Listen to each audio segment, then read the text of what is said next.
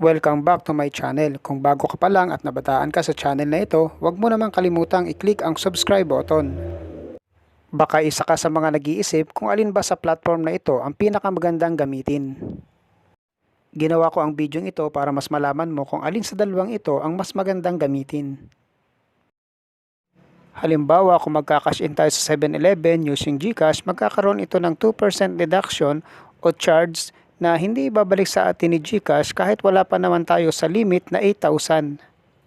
Ito naman ang kaibahan ni Maya. Kung magka-cash in ka sa 7-Eleven, meron din siyang 2% deduction o charge fee, pero ibabalik ito sa iyo ni PayMaya kung wala ka pa sa limit na 8,000 cash in.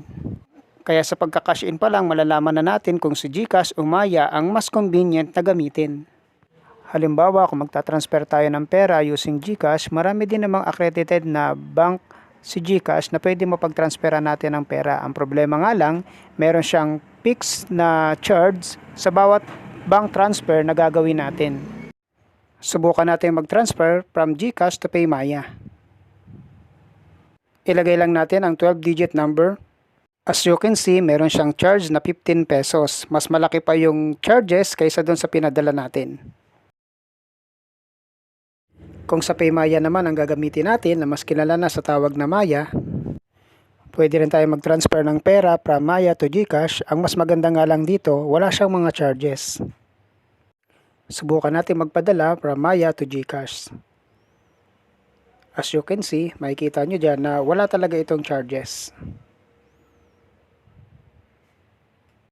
Kaya kung Maya apps ang gagamitin natin, hindi lang tayo makakatipid sa oras, kundi na rin pati sa pera. Ano naman kung gagamitin natin ito sa business? Try natin si GCash halimbawa sa paglo-load.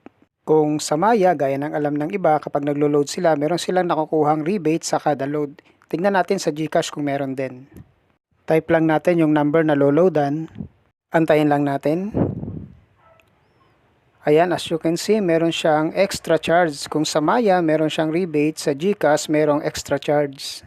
Medyo malaki yon kasi 2% yon. So, every time na maglo-load tayo, meron siyang charge na 2%. Try naman natin si Maya kung siya yung gagamitin natin sa pag-business. Load tayo ng 300 pesos. Hanapin lang natin. Ayan, kung makikita nyo, meron siyang rebates na 1050 pesos. Kaya may malaking differences si Maya at si GCash. Hanggang dito na lang ang video ito at kung nagustuhan mo ito, huwag mong kalimutang i-click ang subscribe button at kung may tanong ka pa, i-comment mo na lang sa ibaba. Thanks for watching!